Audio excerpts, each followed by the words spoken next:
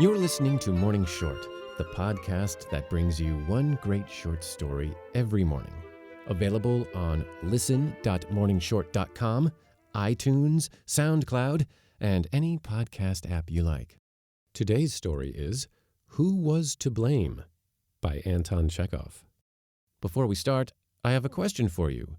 Have you tweeted your personal invite link to Morning Short yet? Share great stories and earn Morning Short prizes. Get your link at share.morningshort.com. And now to the story. As my uncle Pyotr Demyanich, a lean, bilious collegiate counselor, exceedingly like a stale smoked fish with a stick through it, was getting ready to go to the high school, where he taught Latin, he noticed that the corner of his grammar was nibbled by mice. "I say, Praskovya," he said, going into the kitchen and addressing the cook, "how is it we have got mice here? Upon my word, yesterday my top hat was nibbled. Today they have disfigured my Latin grammar. At this rate they will soon be eating my clothes." "What can I do? I did not bring them in," answered Praskovya. "We must do something. You had better get a cat, hadn't you?" "I've got a cat, but what good is it?" And Praskovya pointed to the corner where a white kitten, thin as a match, lay curled up asleep beside a broom. "Why is it no good?" asked Pyotr Demyanich. "It's young yet and foolish. It's not 2 months old yet." Then it must be trained. It had much better be learning instead of lying there." Saying this, Pyotr Demyanich sighed with a careworn air and went out of the kitchen. The kitten raised his head, looked lazily after him, and shut his eyes again. The kitten lay awake thinking. Of what? Unacquainted with real life, having no store of accumulated impressions, his mental processes could only be instinctive, and he could but picture life in accordance with the conceptions that he had inherited, together with his flesh and blood, from his ancestors, the tigers, vide Darwin. His thoughts were of the nature of daydreams. His feline imagination pictured something like the Arabian desert, over which flitted shadows closely resembling Praskovya, the stove, the broom. In the midst of the shadows there suddenly appeared a saucer of milk. The saucer began to grow paws. It began moving and displayed a tendency to run. The kitten made a bound, and with a thrill of bloodthirsty sensuality thrust his claws into it. When the saucer had vanished into obscurity, a piece of meat appeared, dropped by Praskovya. The meat ran away with a cowardly squeak, but the kitten made a bound and got his claws into it. Everything that rose before the imagination of the young dreamer had for its starting point leaps, claws, and teeth. The soul of another is darkness, and a cat's soul more than most. But how near the visions just described are to the truth may be seen from the following fact. Under the influence of his daydreams, the kitten suddenly leaped, looked with flashing eyes at Praskovya, ruffled up his coat, and making one bound, thrust his claws into the cook's skirt. Obviously, he was born a mouse-catcher, a worthy son of his bloodthirsty ancestors. Fate had destined him to be the terror of cellars, storerooms, and corn bins, and had it not been for education, we will not anticipate, however. On his way home from the high school, Pyotr Demyanich went into a general shop and bought a mouse trap for 15 kopecks. At dinner, he fixed a little bit of his rissole on the hook and set the trap under the sofa, where there were heaps of the pupils' old exercise books, which Praskovya used for various domestic purposes. At 6 o'clock in the evening, when the worthy Latin master was sitting at the table correcting his pupils' exercises, there was a sudden clop, so loud that my uncle started and dropped his pen. He went at once to the sofa and took out the trap. A neat little mouse, the size of a thimble, was sniffing the wires and trembling with fear.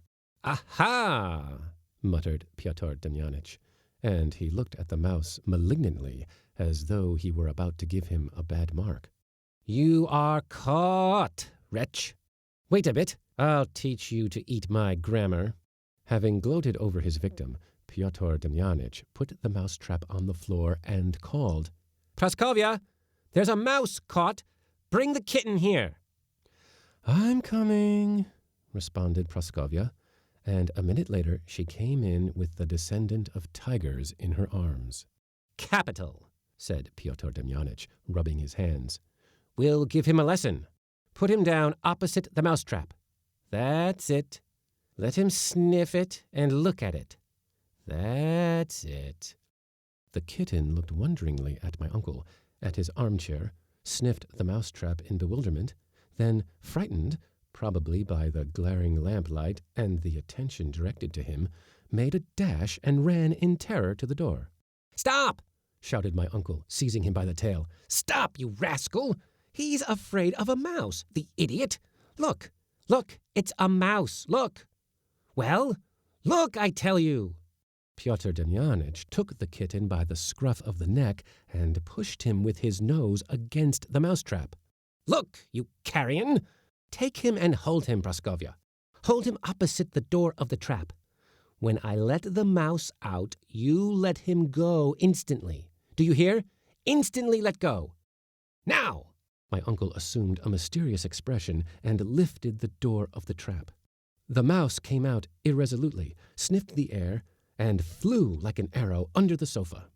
The kitten, on being released, darted under the table with his tail in the air. It has got away! Got away! Cried Pyotr Demyanich, looking ferocious. Where is he, the scoundrel? Under the table? You wait. My uncle dragged the kitten from under the table and shook him in the air. Wretched little beast, he muttered, smacking him on the ear. Take that! Take that! Will you shirk it next time? Wretch! Next day, Praskovya heard again the summons. Praskovya, there is a mouse caught. Bring the kitten here. After the outrage of the previous day, the kitten had taken refuge under the stove and had not come out all night. When Praskovya pulled him out and, carrying him by the scruff of the neck into the study, set him down before the mousetrap, he trembled all over and mewed piteously.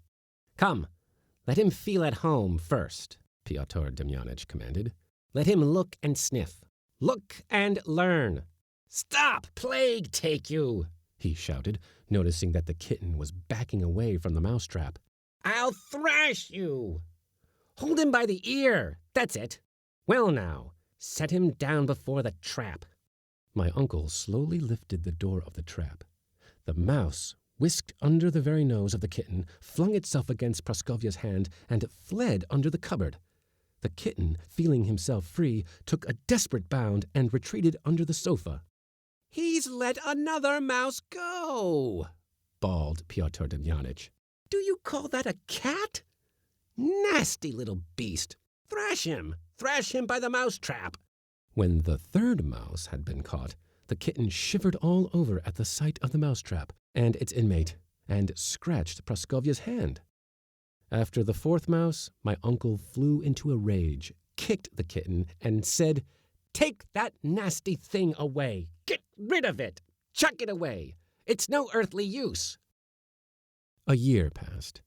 The thin, frail kitten had turned into a solid and sagacious tomcat.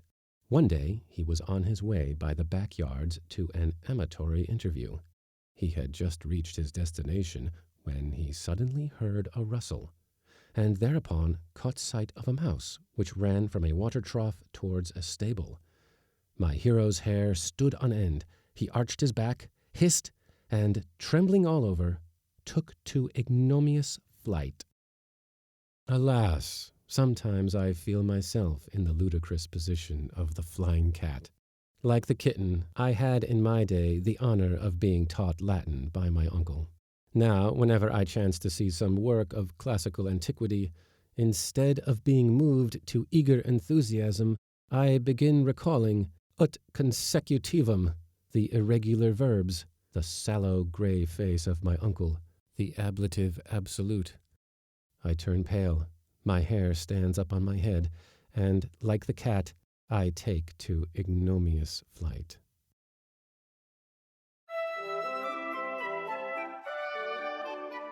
Before your next story, rate us 5 stars on iTunes.